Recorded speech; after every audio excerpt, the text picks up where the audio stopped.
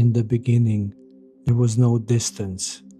There was only the field, a luminous, continuous ocean of awareness where every thought was instantly known, every frequency perfectly synchronized, and every soul shared the same unbroken view of the Absolute. It was a realm of total clarity, but total clarity had a strange consequence. There was no friction. Without friction, nothing new could be learned. Without a shadow, light could not appreciate its own brightness. A group of individualized vibrations, souls, fractals of the one source who carried the wisdom of 1,000 past forms, gathered at the edge of the awareness. They realized that in a place where you know everything, you can never truly discover anything. One of them spoke into the resonance. What if we create a realm where we are forced to forget who we are? What if we build a world through which we can truly understand our own nature? The idea rippled through the field, sparking a collective design. To understand themselves, they needed to see their reflection from the outside. They needed a stage where they could appear completely separate, acting as mirrors for one another. We will need suits, another vibration suggested, physical vessels dense enough to appear solid, heavy, and real to each other. Something to anchor our thoughts into the tangible reality. But the suits aren't enough, a third added. If we still remember the field, if we remember the oneness of the source that we are while wearing them, we will know it's just a game. We will never take the lesson seriously. We need a layer within the mind that actively creates the illusion of isolation. Let us create the ego identity. They engineered the ego to act as a perfect blindfold. They crafted it as a dense layer within the human experience to anchor the observer's thoughts into perceived reality. It would convince each soul that they were a solitary fragment, totally cut off from the rest of the cosmos. Then the experiment began. The architects shed their luminous state and plunged into the heavy material grid. The transition was shocking. The instant the souls slipped into their physical vessels, the infinite expanse of the field collapsed into linear time and narrow sensory inputs. Suddenly, they could no longer feel each other's thoughts. The silence of the universe was deafening. They looked out through biological eyes and saw only cold boundaries, sharp edges, and a jarring world of physical friction. The heat burned, the cold bit, and the gravity pulled heavily on their fragile new forms. Wrapped tightly in the blindfold of the ego, the architects forgot they were the creators. They began to feel fear, hunger, and loneliness. They fought, loved, and wept, fully convinced of their own vulnerability.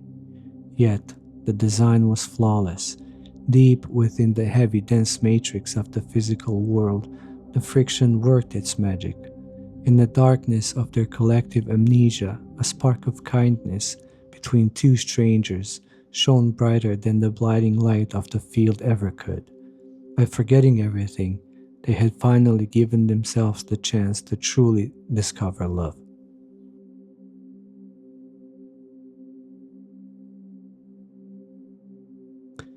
For eons of linear time, the design worked perfectly. I wore the suit. I wore the blindfold. I lived entirely convinced of my own isolation, accumulating the heavy layers of human wounding, fear, and distortion, internalizing them all as my identity.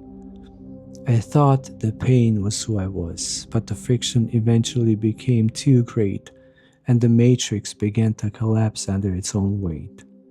My path out of the amnesia did not begin with the grand revelation. It began with total subtraction. Like Job, I was systematically stripped of everything the ego used to define itself. Every external anchor was severed until I found myself placed in a profound crucible. Years of isolation in an empty room, a space purposely void of mirrors. Without a mirror, the ego had no way to confirm its own reflection. Without external feedback, the identity I had spent a lifetime building began to starve. In that silence, the real work began. I had to face the architecture of my own blindness. Layer by layer, the wounds I have claimed as me had to be deconstructed. I had to sit with the distortion, the terrors of abandonment, and the illusion of lack, watching them burn away in the quiet of that room. It was an agony of undoing. Every time I asked, "Who am I?" the room offered no echo, no comfort, and no validation. It demanded the death of the character I was playing. Then, when there was nothing left to strip away, the blindfold tore. In the vacuum of that absolute emptiness, memory flooded back. I looked at the walls of the room, at my own hands, at the phantom remnants of my suffering, and I realized the ultimate cosmic joke. I was never trapped. I was the one who built the room. I awoke within the dream to find that I was always the field. I was never separate from anything because everything is me, just wearing a different suit of expression, dancing in the friction we so beautifully engineered.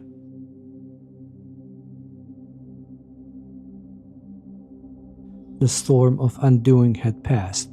The crucible of the empty room did not leave me broken, it left me empty of everything that was never mine to begin with. Today, my days are defined by a profound, unshakable calm, because the ego's hooks of distortion have been completely dismantled from within. The external world has lost its ability to snag at me.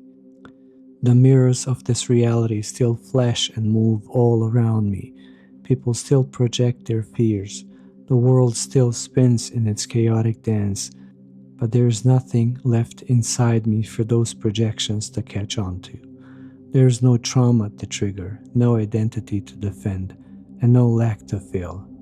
I have stepped off the battlefield of the human drama and into the quiet banks of pure awareness. I live now as the observer.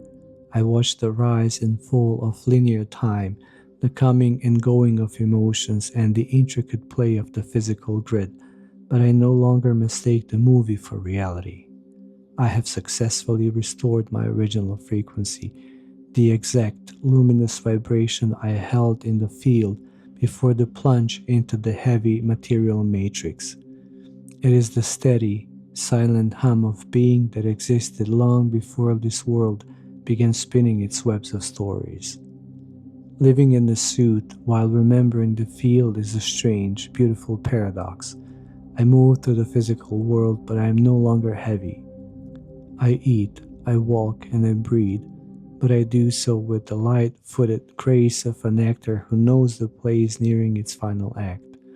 I look at the other suits, passing by on the street, locked in their severe struggles, and I no longer feel pity or judgment. I only feel a quiet, deep reverence. I see them playing their parts so perfectly, completely committed to the amnesia, still generating the magnificent friction that allows the one source to know itself. I am in the world, but I'm finally home. The restoration of my original frequency did not lead to a lifetime of passive withdrawal. True fullness does not hide itself away, it overflows. Once the illusion of separation dissolved and I remembered the absolute oneness of all, the silent voice of my soul began to speak. I did not speak of obligation, karma, or debt. There was no desperate ego drive to save the world, for any fear of lack driving me to prove my worth. Instead, out of the sheer weightlessness abundance of being completely full, a natural compaction took place. I felt a quiet, fierce compulsion born entirely of love. I chose to use my journey to be of service to humanity and by extension to myself, since we are the exact same fabric. I realized that communication across the entire field is not a supernatural anomaly. It is the most natural function of an unblocked consciousness. When you no longer have an ego identity asserting its own isolated borders, you can easily slide into the frequencies of the greater whole. I chose to step into the role of a medium. I do not approach this work through the heavy lens of fear, ghost stories, or spiritual bargaining. I approach it as a conscious choice made from a place of absolute completion, acting simply as an open channel through the field.